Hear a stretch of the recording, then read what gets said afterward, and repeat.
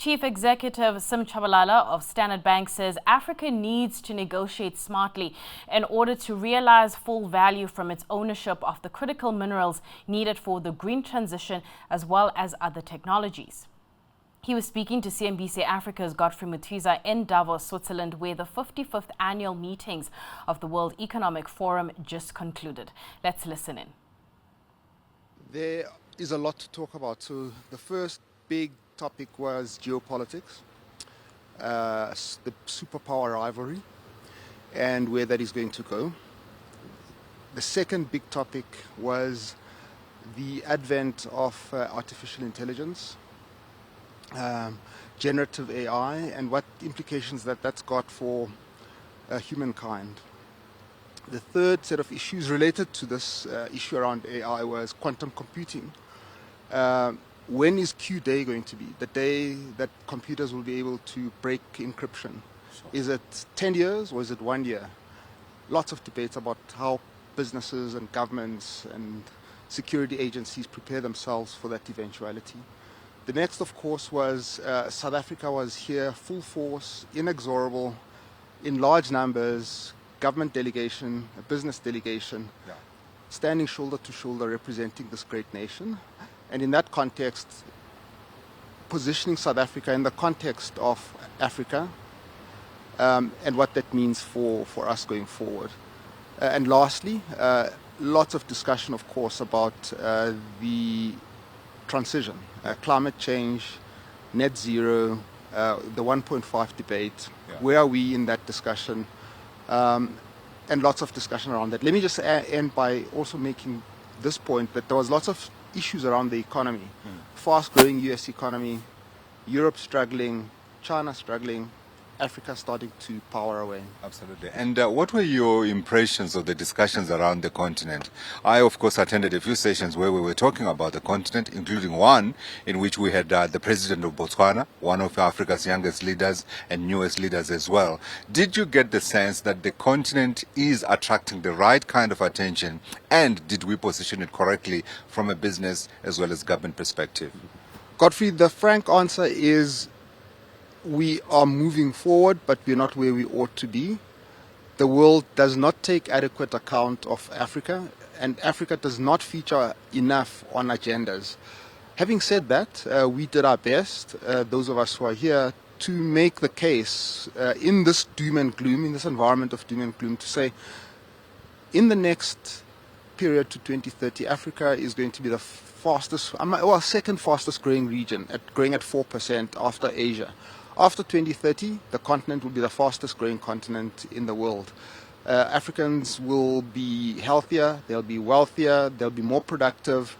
1.2 billion people, a GDP of over $3 trillion, infrastructure needed for that purpose, whether it be energy, roads, ports, building out of cities, and importantly, allowing the world to have access to the minerals that we've got, whether it be copper, cobalt, manganese, and so forth.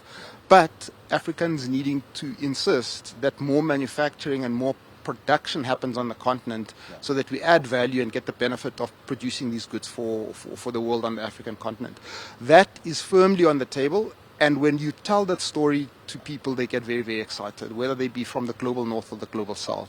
You, of course, as Standard Bank, one of the key stories that you carried here is around infrastructure on the African continent.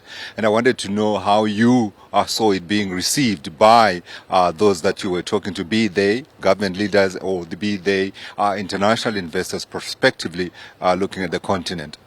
Godfrey, to go back to that issue about the size of the African economy, we need infrastructure to the extent of roughly $3.4 trillion between now and the next 20 years. That is necessary, firstly, to deal with the electricity deficit. 600 million of our people don't have access to electricity. We need to solve that problem, but we also need to use our resources to answer that call for our own people on the continent, but also then contribute to the power deficit in the world. So that's the first one. The second one is that, as I've said, we've got these incredible minerals that the world needs for its transition, for EVs, for battery storage, and indeed for internal combustion engines, the platinum group metals that are produced in South Africa. And for that purpose, we need to build the infrastructure.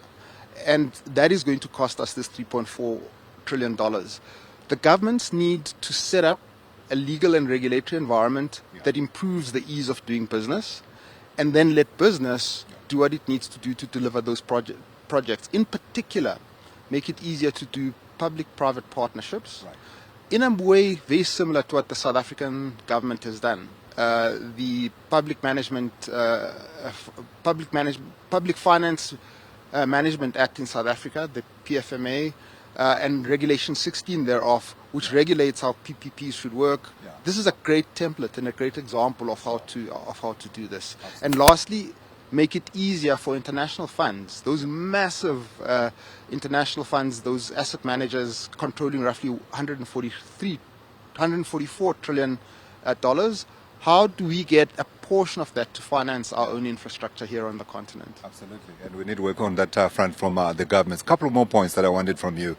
And one session I said in one point that was made by some people was that, yes, business is talking to governments, but perhaps business is not talking enough to governments. I wanted your reaction to that. Then we've got to talk about, of course, I was going to say the Trump in the room, but it's actually President Trump and his oversized impact on this year's meetings, and of course, the policy announcements that he has made. From your perspective, is that an opportunity? Are those challenges that we will need to navigate as he comes into power? Godfrey, South Africa again provides an incredible example of how government and business ought to work together in a way that is properly governed. There's a proper structure. It's formally put in place between what we call B4SA in South Africa and government. It's led by senior executives, both business and government. On the business side, there are 160 of us that have signed a pledge to deliver on these promises that relate to energy, logistics, crime and corruption, to unlock the opportunity that is South Africa. We're working hammer and tongs in partnership to try and get to GDP growth of above 3% for this year, and we believe it's doable, and it's doable in partnership, respecting that business is not Caesar. Caesar must do the role of Caesar. They must set up the legal and regulatory environment, but frankly then get out of the way so that business does the execution and does what needs to be done. And that's a great example of a partnership. As far as Mr. Trump is concerned, tariffs are going to strengthen the dollar, certainly in the short term. It's going to create greater inflation. It's going to create high interest rates for longer. It's going to have a negative impact on African currencies. It's going to put pressure on Africans. But it's too early to tell what the exact magnitude of that is going to be. We need to see all the orders that the president issues, digest them. In our case, as a bank, we do scenario planning, we do worst case scenarios, so that we are ready when that worst case eventuates. Speaking for myself, I don't believe we will get there. There was an interesting article in The Economist just the other day that says, frankly, America is a country of laws, not of men, and that those laws set up processes that regulate how things get done. And I believe that Mr. Trump and his government will follow those laws, and those laws, frankly, also include economics. They will do what is appropriate for America. In that context, us Africans need to do the right thing for Africans as well. We've got these minerals that we're speaking about. We must negotiate the best bargains for ourselves. And just remember that the world has been driven by geopolitics from time immemorial. And let me just make this point as an African. Africa is the cradle of humankind, Southern Africa and East Africa.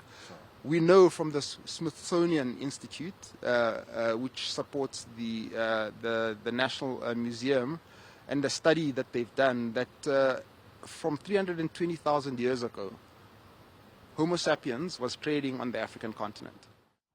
That was Standard Bank Chief Executive Tshabalala speaking to CNBC Africa's Godfrey Mutizwa.